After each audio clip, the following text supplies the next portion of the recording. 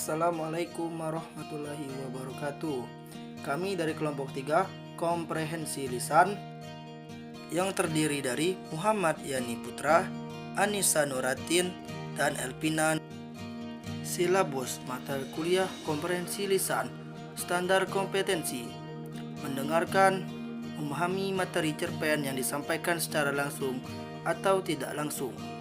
Kompetensi dasar 1.1. Mengungkapkan isi suatu cerpen yang disampaikan secara langsung ataupun melalui rekaman. 1.2. Mengidentifikasi unsur-unsur suatu cerpen yang disampaikan secara langsung ataupun melalui rekaman. Mata pembelajaran 1.1. Rekaman cerpen berjenis tertentu yang dibacakan.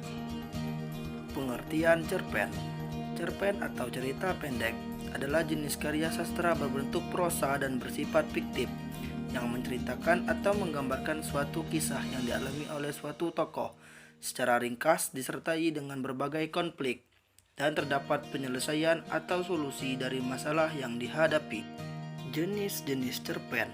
Berdasarkan jumlah katanya, cerpen dibagi menjadi 3, yaitu 1. Cerpen mini adalah cerpen dengan jumlah kata antara 750 sampai dengan 1000 kata. 2. Cerpen ideal adalah cerpen dengan jumlah kata antara 3000 sampai dengan 4000 kata. 3. Cerpen panjang, yaitu cerpen yang jumlah kata 4000 sampai dengan 10.000 kata. Jenis-jenis cerpen berdasarkan teknik pengarangnya. Cerpen dibagi menjadi 2, yaitu 1. Cerpen sempurna atau well-made short story merupakan teknik penulisan cerpen oleh pengarang, di mana cerpen yang ditulis hanya berfokus pada satu tema dan memiliki plot yang sangat jelas serta ending atau penyelesaian mudah dipahami. Cerpen tipe ini pada umumnya bersifat konvensional dan berdasar pada realitas atau fakta. 2. Cerpen tak utuh atau slice of life short story adalah teknik penulisan cerpen di mana pengarang menulis cerpen dengan tidak terfokus pada satu tema atau berpencar, susunan plot atau alurnya tidak bertata, serta endingnya mengambang.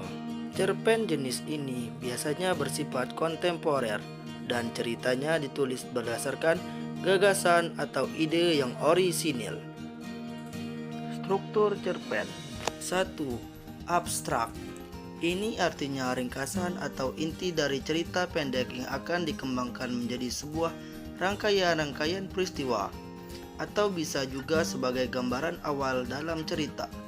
Abstrak ini bersifat opsional, atau dalam artian bahwa setiap cerpen boleh tidak terdapat struktur abstrak tersebut. 2. Orientasi. Orientasi berhubungan dengan waktu, suasana, dan tempat yang berkaitan dengan jalan cerita dari cerpen tersebut. 3. Komplikasi. Komplikasi yakni berisi urutan kejadian-kejadian yang dihubungkan secara sebab dan akibat. Pada komplikasi, umumnya mendapatkan karakter ataupun watak dari berbagai tokoh cerita pendek tersebut. Hal ini karena pada bagian komplikasi, kerumitan mulai bermunculan. 4. Evaluasi. Evaluasi merupakan struktur konflik yang terjadi dan mengarah pada klimaks serta sudah mulai mendapatkan penyelesaiannya. Dari konflik yang terjadi tersebut. 5. Resolusi. Pada resolusi ini pengarang mulai mengungkapkan solusi yang dialami tokoh. 6. Koda. Pada bagian koda ini terdapat nilai ataupun pelajaran yang dapat diambil dari cerita pendek tersebut oleh pembacanya. Ciri-ciri cerpen. 1. Jalan ceritanya lebih pendek dari novel. 2. Sebuah cerpen memiliki jumlah kata yang tidak lebih dari 10.000 kata. 3. Biasanya isi cerita cerpen berasal dari kehidupan sehari-hari. 4. Tidak menggambarkan semua kisah para tokohnya. Hal ini karena dalam cerpen yang digambarnya kan hanyalah intisarinya saja. 5. Tokoh yang ada dalam cerpen digambarkan mengalami masalah atau suatu konflik hingga pada tahap penyelesaiannya.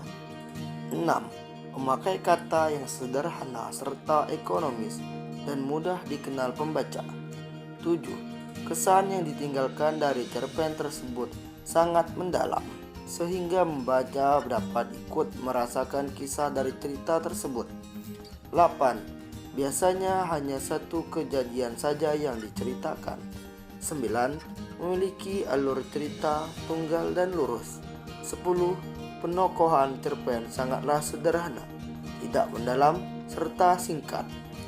Unsur-unsur cerpen. Unsur intrinsik cerpen. 1. Memiliki tema. Tema merupakan inti pokok yang ingin diceritakan pada sebuah cerita. 2. Setting. Maksudnya bagian penjelasan mengenai waktu, tempat, dan juga suasana yang terjadi. 3. Alur yang jelas. Alur atau plot ini adalah jalan dari sebuah cerita. Alur memiliki beberapa jenis, yakni alur maju, alur mundur, dan alur campuran. 4. Tokoh adalah sosok yang diceritakan dalam sebuah karangan. Tokoh memiliki beberapa jenis, yakni tokoh baik, tokoh jahat, dan tokoh netral. 5. Sudut pandang. Sudut pandang merupakan suatu bentuk cara pandang si pembuat cerita pendek. Unsur ekstrinsik cerpen. 6. Adanya latar belakang dari pengarang. Biasanya pengarang akan membawakan cerita berdasarkan pengalaman pribadinya. 7. Adanya latar belakang dari masyarakat. Kondisi latar belakang masyarakat ini akan mempengaruhi isi dan jalannya cerita. 8. Adanya biografi, memaparkan biodata secara menyeluruh dan lengkap. 9. Terdapat aliran sastra. Aliran sastra akan mempengaruhi gaya bahasa yang dituangkan dalam cerita tersebut. 10. Adanya kondisi psikologis, biasanya senang, suka, duka, dan sedih dalam sebuah cerita dipengaruhi oleh mood dari seorang penulis.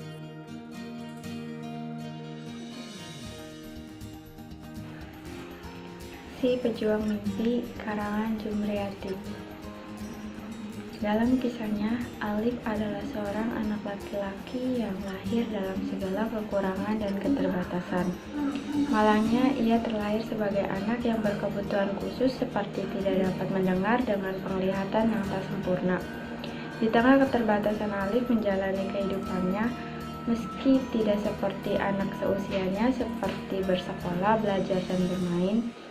Di segala keterbatasannya itu, ia diuji oleh Tuhan dengan hinaan dan cacian orang di sekitarnya, tetapi ia tetap berusaha tegar menghadapinya. Alif memiliki cita-cita ketika ia pernah mendengar ibu dan bapaknya ingin sekali ke Tanah Suci, tetapi apa daya, kondisi ekonomi mereka tidak memungkinkan untuk ke sana. Semenjak itulah Alif bermimpi ingin membawa orang tuanya ke Mekah. Tetapi ia tidak tahu bagaimana cara ia mewujudkannya karena ia sadar kekurangan yang dimilikinya itu, dan Alif pun hampir saja putus asa dan melupakan mimpinya. Hingga sewaktu ketika tibalah di mana perjuangan hidup yang ia hadapi selama ini ternyata telah terbalaskan oleh kemurahan Tuhan Yang Maha Kuasa. Dengan keterbatasannya itu ternyata tertanam kelebihan yang sangat luar biasa. Ia dapat menghafalkan 30 juz Al-Quran dan melantunkan ayat suci dengan luar biasa merdunya sehingga membuat seorang tetangga sebelah rumahnya terkagum-kagum mendengar lantunan ayat suci Alif. Dan tidak lama tanpa ia duga seorang tetangganya tersebut tersentuh hatinya, berbaik hati dan mendaftarkan nama Alif dalam sebuah perlombaan hafiz Al-Quran di salah satu stasiun televisi. Setelah melalui setiap tahapan seleksi, kini tibalah saatnya babak penentuan. Dan pemenang hafiz tahun ini adalah Muhammad Alifin, kata pembawa acara saat itu. Awalnya Alif sempat tidak menyangka bahwa ia terpilih sebagai pemenang kedua hafiz Al-Quran dan berhak membawa uang sebesar 500 juta rupiah. Alif langsung bersujud dan dengan tangis bahagia Alif pun langsung memeluk kedua orang tuanya yang saat itu ikut dalam acara tersebut. Alif pun menggunakan uang hasil lombanya itu untuk pergi ke tanah suci bersama orang tuanya, dan sesampainya di sana, ia dan kedua orang tuanya bersujud syukur atas rahmat dan nikmat yang telah diberikan Tuhan kepada mereka. Pertanyaan 1. Apa perbedaan cerpen sempurna dan cerpen tak utuh? 2. Jelaskan struktur-struktur cerpen. 3. Sebutkan unsur intrinsik dan unsur ekstrinsik cerpen. 4. Sebutkan ciri-ciri cerpen. 5. Apa yang dimaksud cerpen itu?